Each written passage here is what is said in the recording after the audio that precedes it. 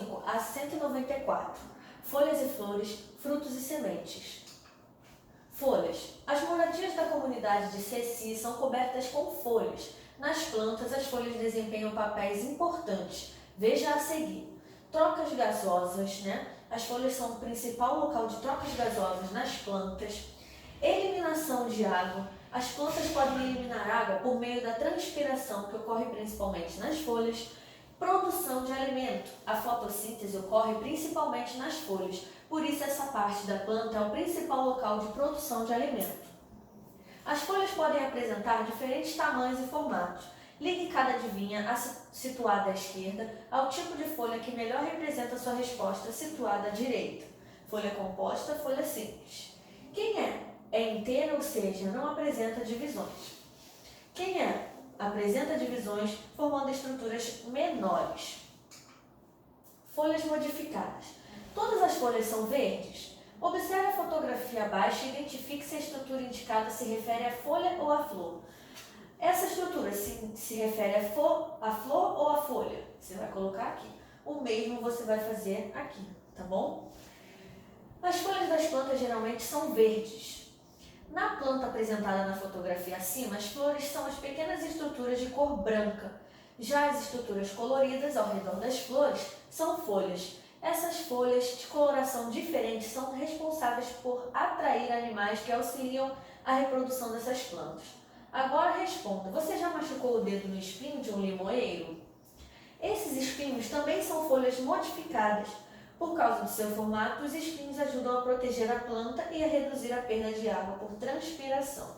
Aqui o espinho. Flores. O urucum utilizado na comunidade em que vive Ceci é fruto do urucuzeiro, uma árvore que apresenta flores rosadas. Observe a imagem ao lado. As flores estão presentes apenas em algumas plantas e são a principal parte envolvida na reprodução. Nas flores são encontradas as estruturas masculinas e as estruturas femininas da planta, e nelas são formados os gametas. Para que a reprodução ocorra, o grão do pólen, que contém o gameta masculino, deve chegar até a estrutura feminina. Isso ocorre por meio de um processo chamado polinização. Na polinização, o grão de pólen pode ser transportado até as estruturas femininas da flor com a ajuda do vento, da água ou de animais, por exemplo. As plantas que são polinizadas por animais geralmente apresentam formatos, cores, cheiros e substâncias nutritivas que atraem esses animais. Veja a seguir. Abelha polinizando a flor. As flores polinizadas por abelhas geralmente são amarelas ou azuis e produzem uma substância açucarada conhecida como néctar. Beija-flor polinizando flor. Em geral, as flores polinizadas por aves são vermelhas, não apresentam cheiro e produzem grande quantidade de néctar. Besouro bicudo polinizando flor. As flores polinizadas por besouros geralmente são pouco coloridas, mas apresentam um forte cheiro.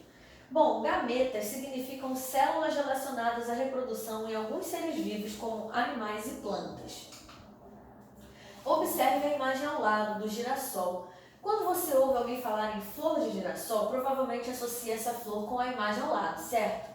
No entanto, essa imagem representa uma inflorescência. Em algumas plantas, as flores são agrupadas formando um conjunto que aparenta ser apenas uma flor.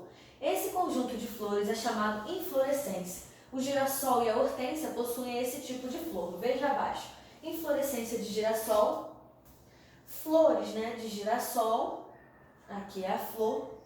Inflorescência de hortênsia, flor de hortênsia.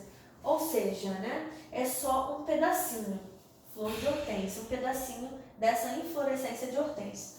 Flores com cheiro desagradável, isso aqui é uma curiosidade, Que delícia o cheiro das flores. Nem sempre é essa a reação que temos ao sentir cheiro de uma flor. Algumas flores apresentam cheiros nada agradáveis.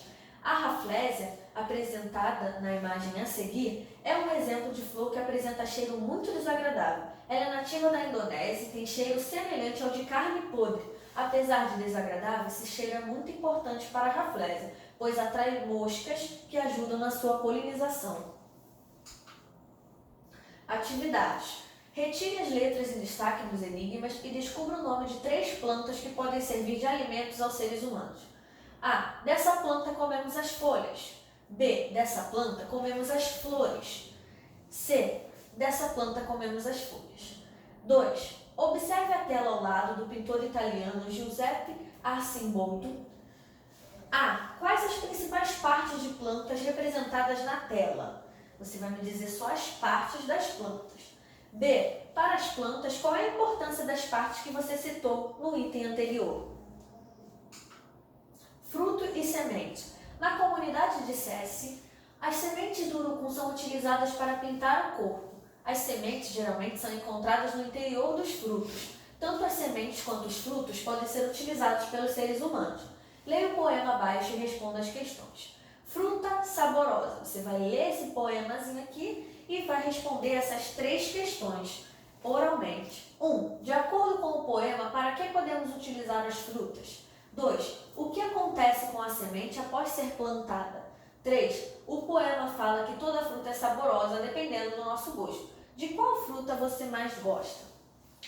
Bom, nas plantas os frutos geralmente envolvem e protegem as sementes. Os frutos podem apresentar diferentes formatos, cores e gostos, e muitos deles fazem parte da alimentação humana e de outros animais. Veja a seguir, aqui é o açaí. O açaí é utilizado como alimento por diferentes animais, como o ser humano e a ave jacupiranga. Caqui. O caqui serve de alimento para o ser humano e diversas aves, como bem te vi. A semente é a parte da planta que pode dar origem a uma nova planta. Para que isso ocorra, a semente precisa germinar. Veja abaixo a germinação da semente e o desenvolvimento de um milheiro. Quando a semente de milho encontra condições ambientais adequadas, ela germina, dando início ao desenvolvimento de uma nova planta.